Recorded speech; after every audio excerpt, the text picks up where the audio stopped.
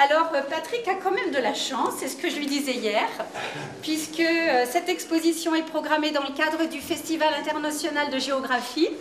Donc ça veut dire qu'on compte en général entre 30 000 et 40 000 festivaliers à ce moment-là.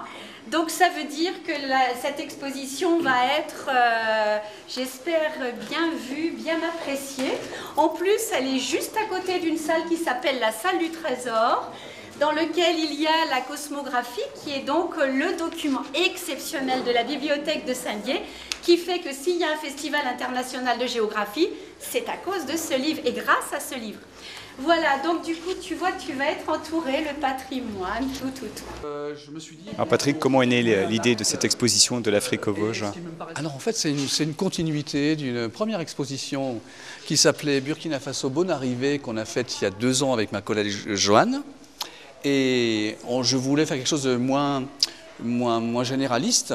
Et donc j'ai choisi l'axe des métiers sur place, là-bas, en 2009, pour travailler et faire ces portraits.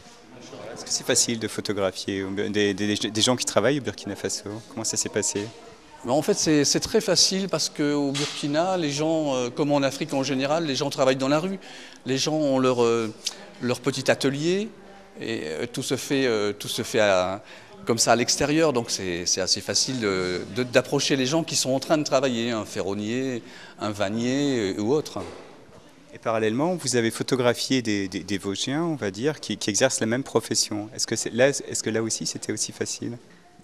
J'ai eu un accueil excellent, que ce soit sur Saint-Dié, sur le marché, ou parfois quand je cherchais, je ne sais pas, un brasseur, une potière, j'ai pris les pages jaunes tout simplement et j'ai rencontré des personnes dans la région.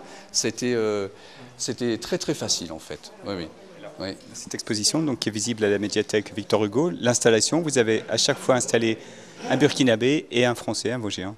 Voilà, en fait j'ai fait des couples mixtes, sans leur consentement, mais bon, je ne pense pas qu'ils trouvent à redire.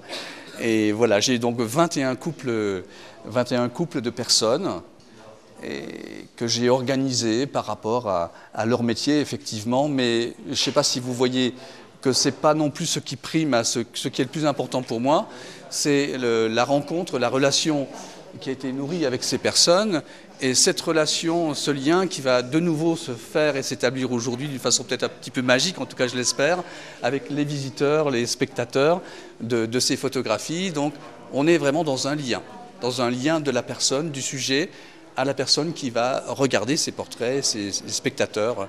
Et j'espère qu'ils vont éprouver les émotions que j'ai ressenties en les faisant. C'est un projet qui tombe en pleine actualité du Festival international de géographie, donc ça tombe bien pour vous, quoi. Oui, c'est pas innocent non plus. Je voulais faire l'exposition un petit peu avant, mais quand j'ai su il y a quelque temps que le FIG était sur l'Afrique, évidemment, j'ai attendu un petit peu pour le mettre en concordance. Et je trouve que justement c'est bien de coller à cette actualité culturelle de la ville.